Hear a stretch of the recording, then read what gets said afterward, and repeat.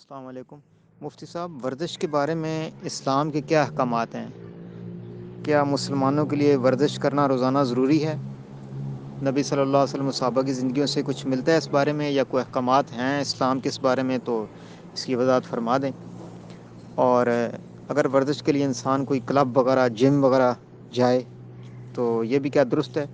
اور عورتوں کے لیے کیا احکامات ہیں؟ عورتیں بھی جم جاتی ہیں تو کیا ان کا ورزش کرنا اور جم میں جانا جائز ہے؟ تو اس بارے میں جو احکامات ہیں ان کی ذرا تفصیل بتا دیں۔ السلام علیکم۔ السلام علیکم ورحمۃ اللہ۔ جی بالکل، اسلام میں بھی ورزش کرنے کا حکم ہے اور ہمیں اس کی ترغیب دی گئی ہے اور ورزش کرنی چاہیے۔ اور ہمارے حضور اکرم صلی اللہ علیہ وسلم کے صحابہ اور آپ کے تابعین اور جو اس طرح علماء اور محدثین اور صلحاء سبھی کرتے آئے ہیں۔ البتہ اس کا طرز مختلف رہا ہے۔ وہ اس طرح کے صحابہ کو مستقل طور پہ ورزش کے لیے کوئی الگ وقت نہیں نکالنا پڑتا تھا۔ اس کی وجہ یہ کہ ان کی عام معمول کی زندگی اتنی مشقت والی تھی کہ اس میں ان کو الگ ورزش کرنی نہیں پڑتی تھی۔ اور بعد میں جو آسائشیں آتی گئی ہیں تو اور زندگی کا ایک پیٹرن ہی چینج ہو گیا ہے، وہ آرام پسندی کا بن گیا اور سہولیات کا بن گیا ہے، تو اب اس میں سے وقت نکالنا جو ہے نا یہ ضروری ہے اور اس کا حکم ہے۔ حضور اکرم صلی اللہ علیہ وسلم کے ارشادات سے پتہ چلتا ہے، ایک جگہ آپ نے ارشاد فرمایا المؤمن القوی خیر من المؤمن الضعیف، قوی اور مضبوط مومن کمزور مومن سے زیادہ اچھا ہے۔ اور اسی طریقے سے اور بھی کچھ احادیث سے یہ بات پتہ چلتی ہے، اس لیے ورزش کرنا، ایکسرسائز کرنا یہ کیا جا سکتا ہے۔ باقی رہی یہ بات کہ اس کے لیے کوئی جم جوائن کیا جائے یا نہیں، تو پھر جم کا ماحول دیکھ لیا جائے۔ جم کا ماحول اگر ایسا ہے کہ وہاں صرف ورزش ہی کرنی ہے، وہاں پہ کوئی میوزک نہیں بج رہا اور فضول لغویات نہیں ہیں، یا لوگ بیہودہ لباس پہن کے نہیں آئے ہوئے جس میں ان کا سطر ننگا ہو رہا ہو، گھٹنوں سے اوپر کا حصہ بھی نظر آ رہا ہو، اور اس طرح کی کیفیت نہ ہو، تو جم جوائن کرنے میں کوئی حرج نہیں ہے، جم جوائن کیا جا سکتا ہے۔ رہی خواتین کے لیے بات آپ نے کہی، تو اس سلسلے میں مجھے کوئی صریح جزیہ تو نہیں ملا، لیکن میرے ذہن میں یہ کھٹکا ضرور ہے کہ اللہ تعالیٰ نے چونکہ ان کو وقرن فی بیوتکن کا حکم دیا ہے کہ تم اپنے گھروں میں گڑی رہو، تو اس لیے میں شروع سے خواتین کی واق کے اور ان چیزوں کو میں کوئی شریعت سے متصادم پاتا ہوں کہ اس میں یہ باہر نکلتی ہیں، تو یہ میری سمجھ میں تو نہیں آتا۔ باقی میں ڈاکٹر سے بھی ایک دو دفعہ بات کی ہے، لیکن مجھے کوئی تسلی بخش جواب نہیں ملا۔ وہ تو یہی کہتے ہیں کہ خواتین کے لیے واک ضروری ہے، اور کسی جگہ لکھا ہوا بھی نہیں پڑھا ابھی تک، لیکن بہرحال میرا ذاتی اندازہ یہی ہے کہ خواتین کے لیے گھر کے کام کاجوں میں ہی ان کی ورزش ہو جاتی ہوگی، اور جو ان کے جسم کی نیڈ ہے، جو ان کے جسم کی ضرورت ہے، وہ اسی سے پوری ہو جاتی ہوگی۔ ان کو اس کے لیے باقاعدہ جم جانا یا یہ کرنا، یہ ہو نہیں سکتا کہ اللہ تعالیٰ تو حکم دیں کہ یہ اپنے گھروں میں رہیں، بلا ضرورت نکلے نہیں، اور پھر دوسری طرف سے جو ہے نا ان کے لیے یہ چیزیں ضروری ہوں۔ ایسا ہوگا نہیں۔ ان کی باڈی میں اور مرد کی باڈی میں یقیناً فرق ہوگا، جیسے کہ اور بہت سی چیزوں میں فرق ہے، تو ایسے ہی اس معاملے میں بھی یقیناً فرق ہوگا۔ تو باقی دوسرے علماء سے بھی خواتین کی ورزش کے حوالے سے رجوع کر لیا جائے تو بہتر ہے۔ السلام علیکم ورحمۃ اللہ۔ مفتی صاحب، میرا ایک سوال ہے کھانے کی بے ادبی اور کھانے کی ناشکری سے متعلق، کہ ہمیں آفس میں یہاں کھانے کے لیے پارسلز دیے جاتے ہیں جو کہ ایک آدمی کے لیے کافی ہوتا ہے، تو بعض اوقات ایسا ہوتا ہے کہ کھانے کی کچھ مقدار جو ہے وہ، یا بعض اوقات آدھا جو کھانا ہے وہ بچ جاتا ہے۔ ایسا بھی نہیں ہے کہ اسے ایک آدمی دو آدمی شیئر کر سکیں، تو وہ جو کھانا جو بچ جاتا ہے اسے جو ہے وہ فائنلی ڈسپوز کرنا پڑتا ہے، اور ڈسپوز کرنے کے لیے جو کامن ہماری ڈسٹ بنز ہیں اس کے اندر ہی اسے پھینکا جاتا ہے۔ تو آفس میں یا کہیں اسے ایسا نہیں ہے کہ اسے سیو کر لیا جائے یا کسی کو دے دیا جائے، تو وہ بچا ہوا کھانا جو ہے وہ فائنلی ڈسپوز کرنا پڑتا ہے۔ تو ہماری طرف سے یہ جو عمل ہے یہ کھانے کی بے ادبی یا ناشکری میں تو نہیں آتا؟ اس کے بارے میں رہنمائی چاہیے۔ السلام علیکم ورحمۃ اللہ۔ بس آپ نے اس میں اپنے سوال میں کھانے کے متبادل، اس کو ضائع کرنے سے بچانے کے لیے متبادل جتنے راستے ہو سکتے تھے وہ سارے بند کر دیے، کہ اس میں کسی اور کو شریک بھی نہیں کر سکتے، کسی اور کو آپ دے بھی نہیں سکتے۔ اگر آپ کے آفس میں وہاں کوئی لیبر ہو، پی اینز ہوں یا کلاس 4 کوئی بھی ہو، تو ان کو دے دیں۔ اگر وہ بھی نہیں ممکن، ان کو اپنا ملتا ہے، آپ کو اپنا ملتا ہے، اور وہ بھی نہیں لیتے اور اس کو سیو بھی نہیں آپ کر سکتے، اور کامن ڈسٹ بن کے علاوہ کوئی دوسرا راستہ بھی نہیں ہے، تو ٹھیک ہے، پھر اس کے علاوہ دوسرا کوئی راستہ نہیں ہے، تو یہ ناشکری میں نہیں آئے گا۔ السلام علیکم مفتی صاحب، ایک چھوٹی سی گزارش تھی کہ آپ جب اس گروپ میں شیئر کرتے ہیں حدیثیں، تو میں یہی حدیث اسی طرح اور دوسرے گروپس میں یا اپنے دوست احباب میں شیئر کرتا ہوں۔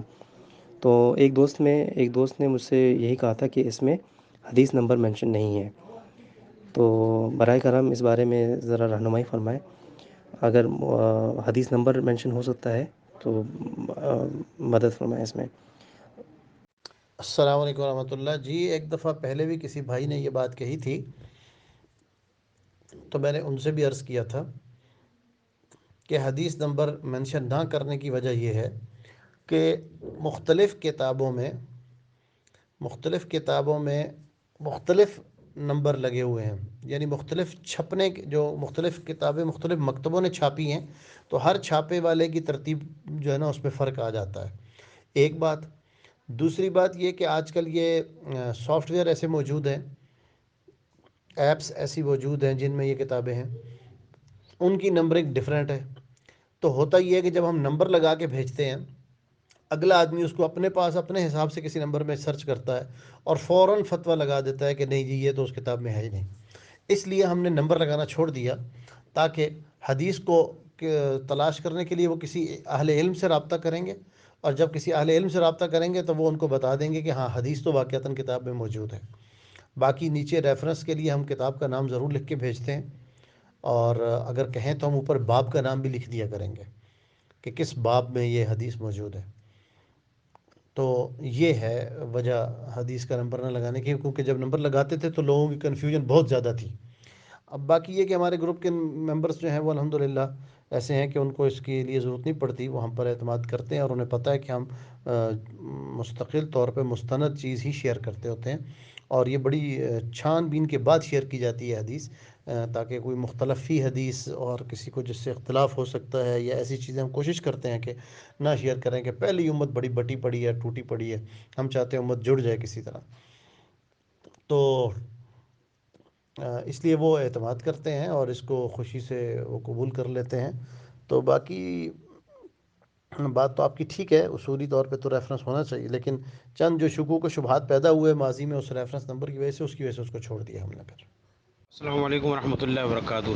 حضرت یہ پوچھنا تھا کہ یہ جمعہ مبارک کہنا یا واٹس ایپ پہ جو اس طرح میسج بنے آتے ہیں، تو اس کے بارے میں تھوڑا سا چیز واضح کر دیں کہ یہ کیسا ہے، اور اس طریقے سے گڈ مارننگ، صبح بخیر، یہ اس کے آج کل میسیجز اور یہ چیزیں چل رہی ہیں بہت زیادہ، تو اس کا شرعاً اس کے بارے میں تھوڑا سا کائنڈلی بتا دیں۔ السلام علیکم ورحمۃ اللہ۔ مفتی صاحب، ایک بھائی نے سوال پوچھا، انہوں نے لکھا ہے کہ اگر کوئی غیر مسلم السلام علیکم کہے یا سلام کرے تو اسے جواب دیا جائے یا کیا کہیں، اس کو رہنمائی فرمائیے، جزاک اللہ خیر۔ السلام علیکم ورحمۃ اللہ۔ یہ سب کے سب الفاظ، گڈ مارننگ، صباح الخیر، صبح بخیر، اور جمعہ مبارک، یہ سب چیزیں بدعت ہیں، یہ سب غلط ہیں، ان سب کو چھوڑنا ضروری ہے۔ سلام کرنا چاہیے اگر کسی سے ملاقات ہوتی ہے، چاہے صبح میں ہو، چاہے دوپہر میں ہو، چاہے شام میں ہو۔ اس کو ہم سمجھتے نہیں ہیں اصل میں۔ سلام اللہ تعالیٰ کا نام ہے، کافروں نے اس کو وہاں سے نکالا ہے، اور سلام کا معنی ہے سلامتی۔ سب سے پہلے تو جب آپ السلام علیکم کہتے ہیں تو آپ اللہ کا ایک نام لیتے ہیں۔ دوسری بات، آپ کہہ رہے ہوتے ہیں اگلے شخص کو کہ آپ پر سلامتی ہو، اور سلام کے بارے میں حضور اکرم صلی اللہ علیہ وسلم کا ارشاد ہے کہ افشوا السلام، کہ سلام کو آپس میں پھیلاؤ۔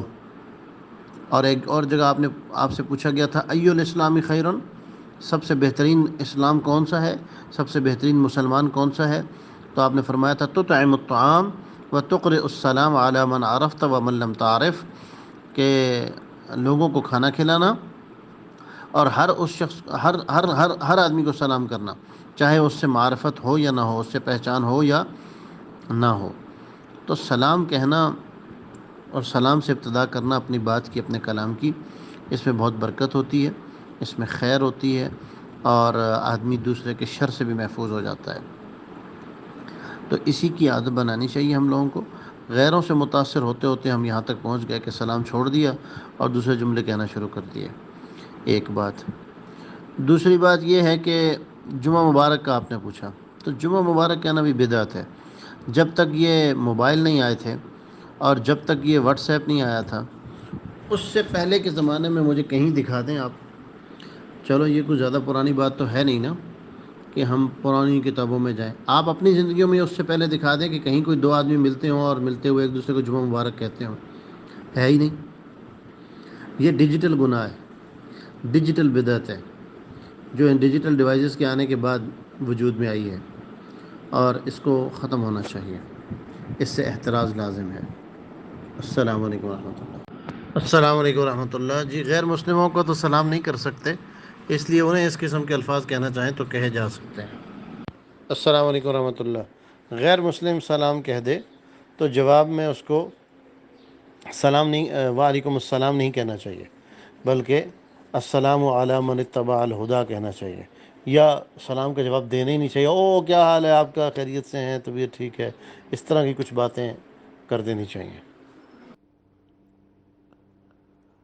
السلام علیکم ورحمۃ اللہ۔ مفتی صاحب، یہاں پر ایک بھائی نے ایک سوال کیا ہے، انہوں نے ایک حدیث جو ہے اس کا ریفرنس دیا ہے۔ وہ حدیث پوری عربی میں یہاں پر مینشن ہے، اور جس کا ترجمہ ہے وہ میں جلدی سے پڑھ دیتا ہوں۔ اس میں یہ لکھا ہے کہ حضرت عائشہ رضی اللہ عنہ نے بیان کیا کہ قبیلہ انصار کی ایک خاتون نے اپنی بیٹی کی شادی کی تھی۔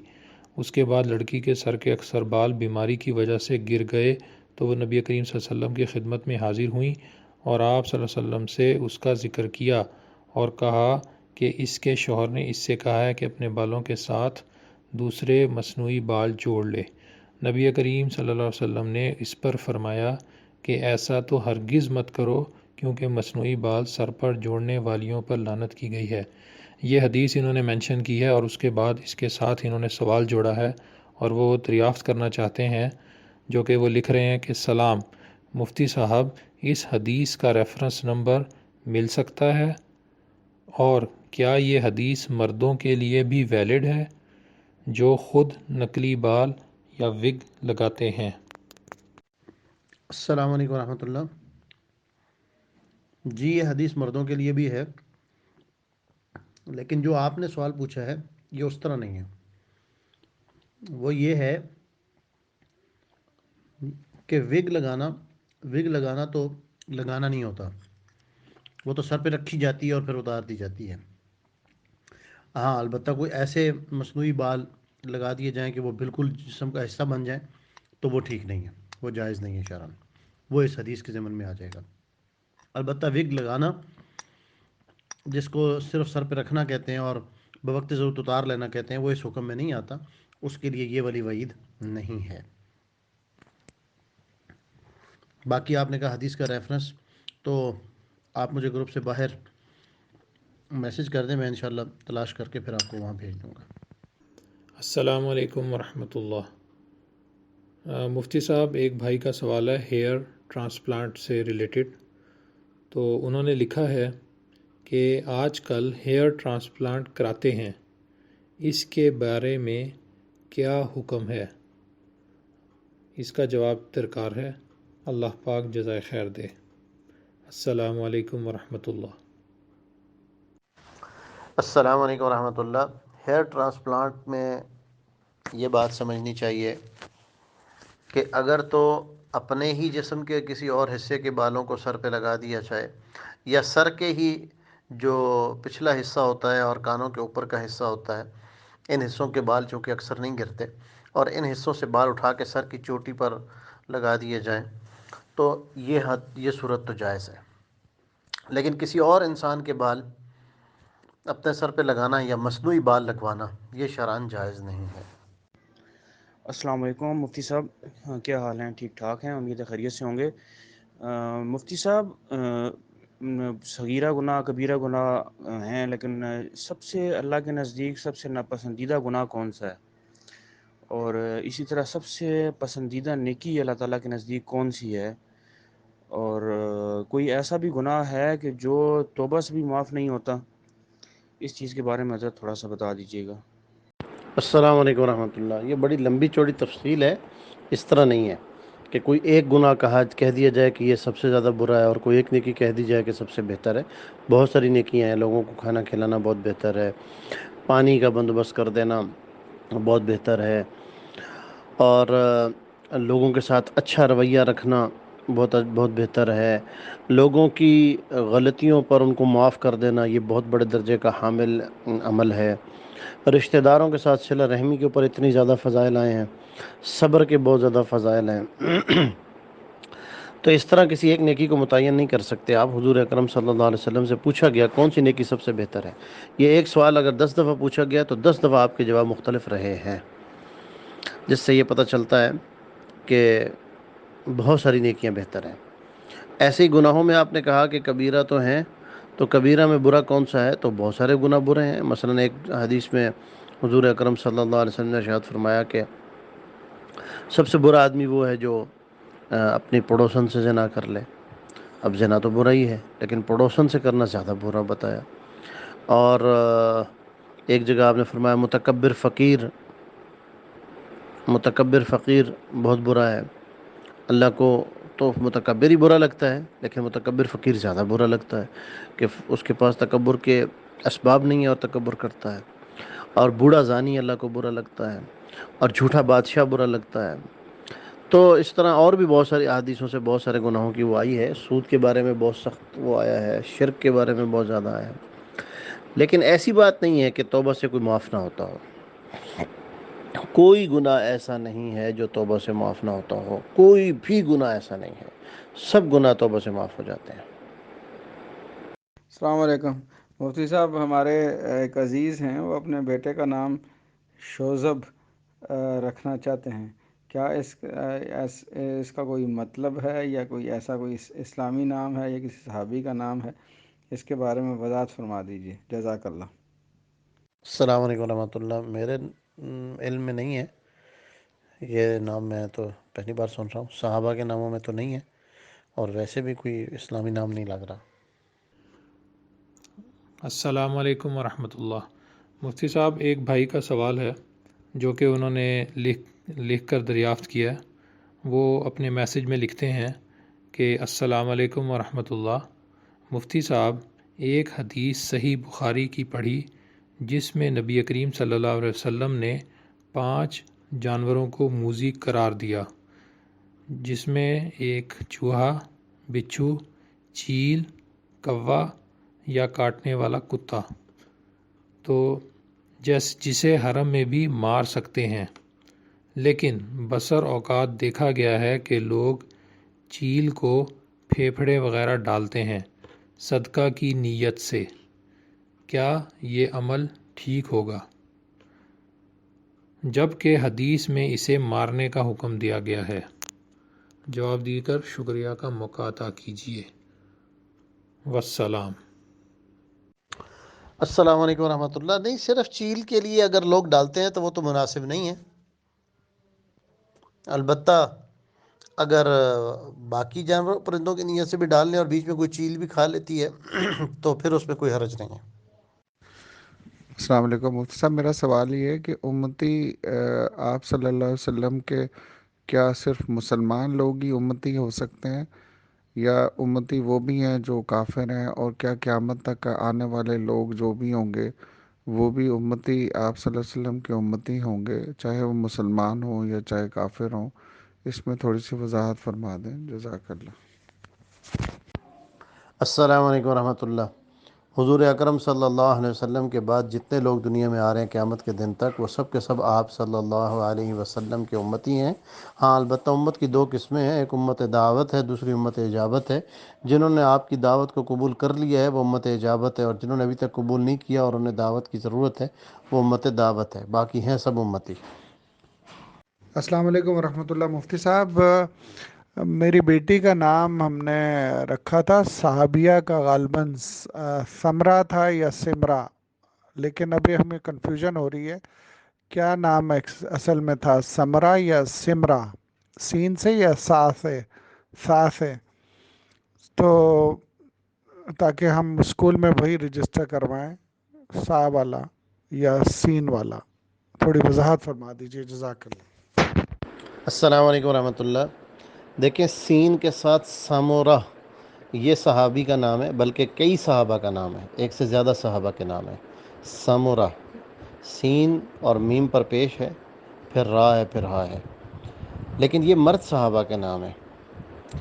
اور تو سین کے ساتھ تو یہ خواتین کا نام بنتا نہیں ہے۔ معنی اس کا خوبصورت درخت ہے، لیکن صحابہ کے ناموں میں معنی کو نہیں دیکھا جاتا۔ قداور، خوبصورت درخت اس کا نام ہے۔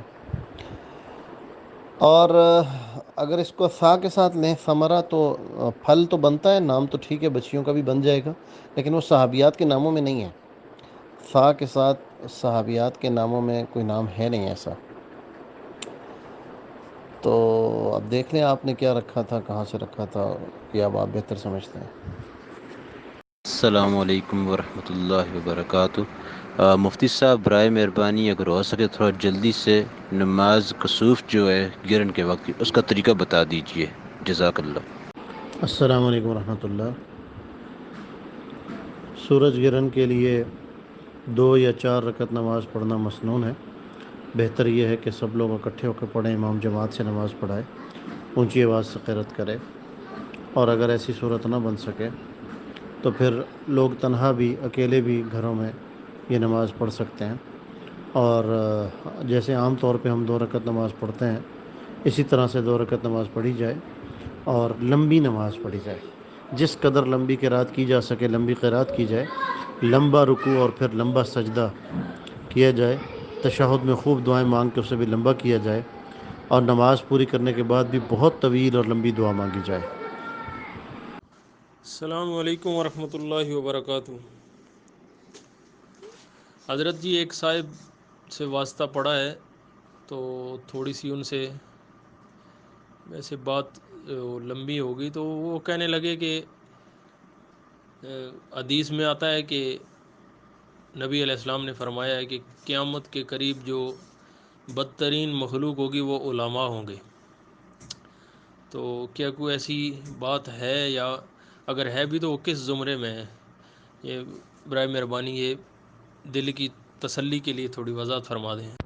السلام علیکم ورحمۃ اللہ۔ اس میں ایسا ہے کہ یہ قیامت کا تذکرہ تو مجھے نہیں یاد پڑ رہا کہ اس حدیث میں ہے۔ ویسے پوچھا تھا ایک صحابی نے حضور اکرم صلی اللہ علیہ وسلم سے کہ بدترین مخلوق کون سی ہیں، تو آپ صلی اللہ علیہ وسلم نے ارشاد فرمایا تھا کہ بھلائی کی باتیں پوچھا کرو، برائی کی باتیں نہیں پوچھتے۔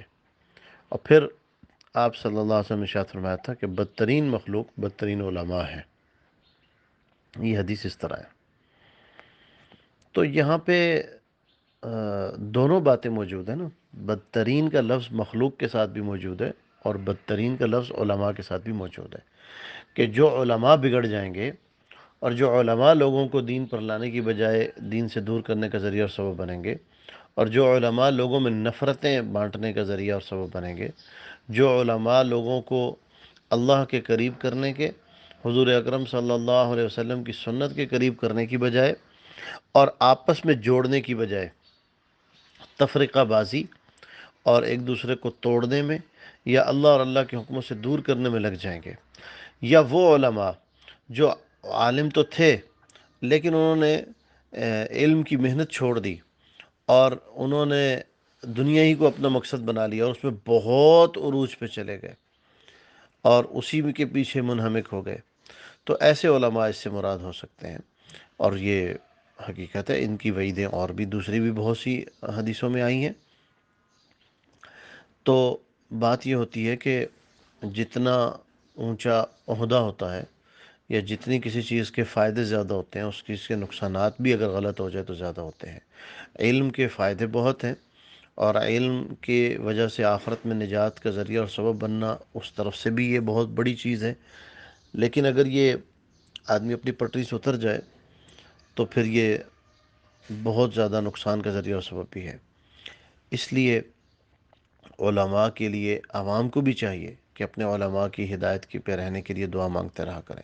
ہاں ایک بات میں یہ ضرور عرض کروں گا کہ اس سے سارے علماء مراد نہیں ہیں، ٹھیک ہے، اور دوسری بات یہ بھی یاد رکھنا چاہیے کہ اس سے یہ بھی مراد نہیں ہے کہ سارے علماء کسی زمانے کے ایسے ہو جائیں گے، ٹھیک ہے، یعنی یہ جو قیامت کی بات آپ نے کی ہے نا، وہ اس میں نہیں ہے حدیث میں میرے خیال میں، مجھے یاد نہیں پوری طرح، لیکن مجھے کافی حد تک یقین ہے کہ اس میں قیامت کا تذکرہ نہیں ہے۔ تو ایسا نہیں ہے کہ کسی بھی زمانے کے علماء کا مجموعہ، کہ پوری دنیا کے علماء سبھی شر پہ متفق ہو جائیں اور سبھی خطا اور غلطی پہ متفق ہو جائیں، سبھی گناہ پہ متفق ہو جائیں، ایسا کبھی بھی نہیں ہوگا انشاءاللہ۔ تو بدترین علماء یہ جزوی طور پہ ہوں گے، کہیں کہیں ہوں گے، شدہ ہوں گے، اور بہت تھوڑے ہوں گے۔ ایسا نہیں ہوگا کہ علماء کا مجموعہ غلط ہو۔ لہٰذا یہ بات میں نے اس لیے کی کہ آج کل علماء کے خلاف، آج کل کیا ہمیشہ سے یہ سلسلہ چلا آ رہا ہے، سوشل میڈیا پر بھی اور بھی مختلف جگہوں پر باتیں ہوتی رہتی ہیں۔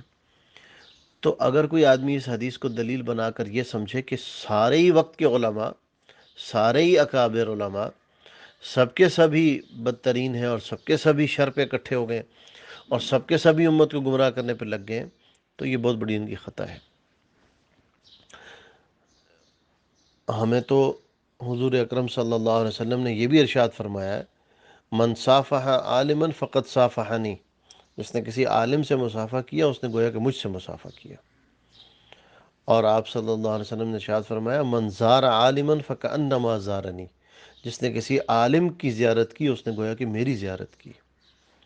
اور حدیث شریف میں آتا ہے، العلماء ورثۃ الانبیاء، علماء انبیاء کے وارث ہیں، یعنی انبیاء کے وارث ہیں۔ وارث کا مطلب کیا ہوتا ہے کہ آپ کو کوئی زمین خریدنی تھی زید نامی شخص سے، اور آپ کو پتہ چلا کہ یہ زمین زید کی ہے، آپ وہاں گئے تو پتہ چلا کہ زید فوت ہو چکے ہیں، تو زید کا بیٹا بکر ہے، اب صاف ظاہر ہے بکر وارث ہے ان کا، تو آپ اس زمین کے لیے ان کے وارث سے رابطہ کریں گے نا، زید سے تو اب آپ کی ملاقات نہیں ہو سکتی، تو زید کا جتنا ورثہ ہے وہ سارا آپ کو کہاں سے ملے گا؟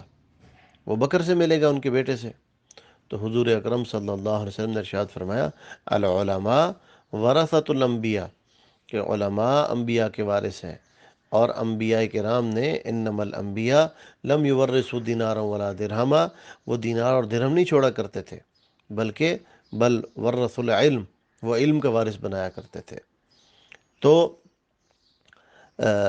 علماء انبیاء کے وارث ہیں، آپ کو جو انبیاء سے ملا کرتا تھا اب وہ انبیاء کا سلسلہ بند ہو گیا، اب وہ سب کا سب آپ کو علماء سے ملے گا۔ تو اس طرف سے بھی دیکھنا چاہیے، یہ بھی بڑی سعادت کی بات ہے علماء کے لیے کہ ان کو اللہ تعالیٰ نے انبیاء کا وارث بنایا ہے۔ اور پھر دنیا اس بات پہ شاہد ہے، ساری دنیا دیکھ رہی ہے، اور صرف پاکستان کو بھی اگر دیکھنا چاہیں آپ تو دیکھ سکتے ہیں کہ 1947 میں پاکستان بنا اور دو رخ متعین ہوئے تعلیم کے، ایک دینی تعلیم کا اور ایک دنیاوی تعلیم کا۔ اور دنیاوی تعلیم کے لیے 1947 سے لے کے 2020 تک ہر سال اربوں روپے کا بجٹ متعین ہوتا ہے کہ یہ تعلیم پہ خرچ ہوگا، اور مدارس کے لیے 1947 سے لے کے 2019 تک کوئی بجٹ مختص نہیں کیا گیا۔ پہلی بار 2020 میں مدارس کے لیے بھی 5 ارب مختص کیے گئے، جن کو مدارس نے یہ کہہ کے واپس کر دیے ہیں کہ آپ اس سے اپنی صحت کے، وزارت اپنی جو صحت کی ہے، ہسپتال بنانا اور باقی چیزیں، اور اس طرح کی جو ملک کی بڑی ضروریات ہیں ان پہ یہ 5 ارب بھی آپ لگا دیں، اور ہمیں اس کی ضرورت نہیں ہے۔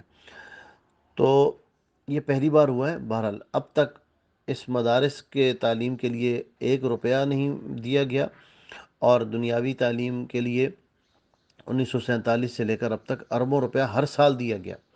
اس کے باوجود پاکستان کے پاس تعلیمی ادارے اس لیول کے نہیں ہیں کہ لوگ ان میں اپنی اعلیٰ تعلیم حاصل کر سکیں، بلکہ ان کے لیے انہیں دوسرے ملکوں کا رخ ہی کرنا پڑتا ہے۔ اور دینی مدارس جن کی کوئی معاونت نہیں ہوئی اس قسم کی، 1947 سے پاکستان بنا اور اس سے لے کر اب تک الحمدللہ پاکستان کے پاس اتنے بڑے اور اتنے معیاری دینی مدارس ہیں کہ مکہ مکرمہ کے لڑکے، مدینہ منورہ کے طالب علم، مصر کے طالب علم، اور امریکہ، انگلینڈ، یورپ، افریقہ، دنیا کا کوئی ملک ایسا نہیں ہے بڑے ملکوں میں سے کم از کم کہ جن کا طالب علم آپ کو دینی مدرسوں میں پاکستان میں پڑھتا ہوا نہ ملے، وہ سب کے سب پڑھنے کے لیے پاکستان آ رہے ہیں، اور دنیاوی تعلیم کے لیے پاکستان والے سب کے سب باہر جا رہے ہیں۔ جس تعلیم پہ اربوں روپیہ لگا، جس کی یونیورسٹیاں اور سب کچھ گورنمنٹ بنا کے دے رہی ہے، اس تعلیم کی تکمیل کے لیے، اس تعلیم میں کامل درجے تک پہنچنے کے لیے، اس تعلیم میں ترقی حاصل کرنے کے لیے باہر جانا پڑتا ہے، اور دینی تعلیم کے لیے لوگ باہر والے الحمدللہ پاکستان آ رہے ہیں۔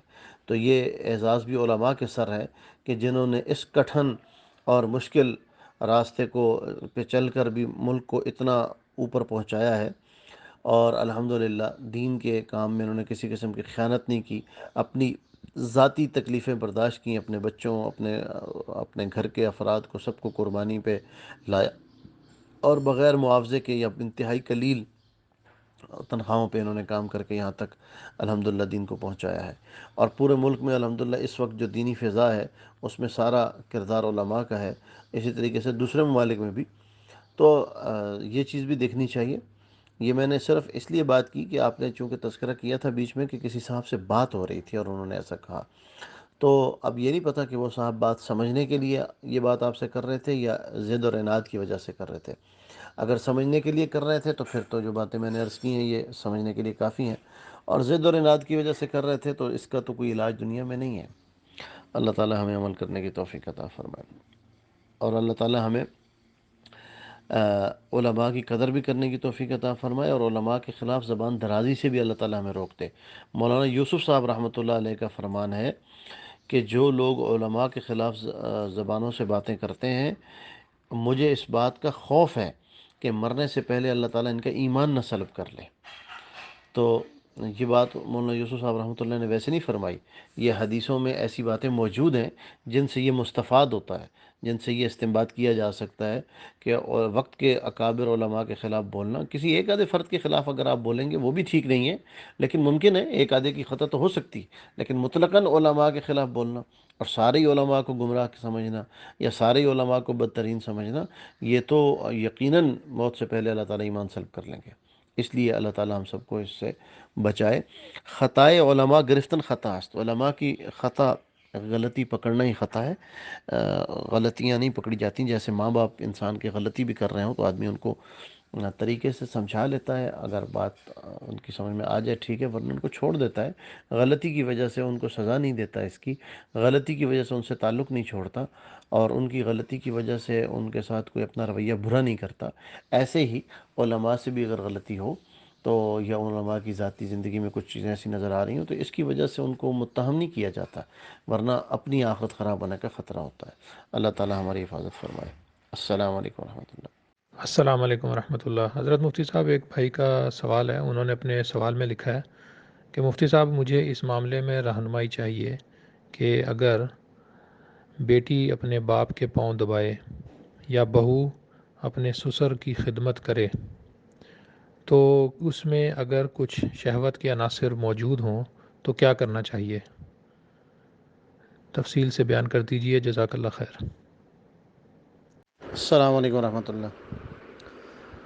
ایک طریقہ جس میں بالکل آپریشن کروا دیا جاتا ہے اور آئندہ کے لیے، ہمیشہ کے لیے بچوں کا سلسلہ بند ہو جاتا ہے، وہ کسی صورت میں بھی، کسی عمر میں بھی، چاہے 10-15 بچے بھی ہو چکے ہوں اور کچھ بھی ہو، اس کے جواز کی صورت نہیں ہے، وہ تو ناجائز ہے، ممنوع ہے سختی سے۔ البتہ اس کے علاوہ جتنے طریقے ہیں جس میں ٹیمپریری طور پر حمل کو روکا جائے، چاہے وہ 2-3 سالوں کے لیے، 5 سالوں کے لیے روک لیا جائے، لیکن مستقل طور پہ وہ ایبلٹی ختم نہ کی جائے، آپریشن کروا کے جو بچہ پیدا کرنے کی صلاحیت ختم کی جاتی ہے یا حمل کے ٹھہرنے کی جو صلاحیت ختم کر دی جاتی ہے، وہ صورت جائز نہیں۔ باقی عارضی طور پہ، چاہے وہ عارضی کا مطلب 5 سال بھی کیوں نہ ہو، یا اس کے علاوہ جتنی بھی چیزیں ہیں، وہ سب صورتیں شرعاً جائز ہیں۔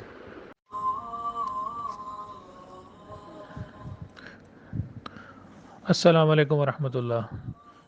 دیے گئے سوالات اور جوابات کا سلسلہ یہاں ختم ہوا۔ کسی بھی سوال کے بارے میں کوئی بھی کنفیوژن ہو یا متعلقہ ٹاپک سے ریلیٹڈ فردر کوئی سوال ذہن میں ہو تو مفتی ساجد محمود صاحب سے ان کے what's app number 030052854740 per in box کر کے دریافت کیا جا سکتا ہے۔ انشاءاللہ متعلقہ ٹاپک سے ریلیٹڈ مزید سوالات اور جوابات اس ویڈیو کے پارٹ 2 میں ایڈ کر دیے جائیں گے۔ مع السلامہ۔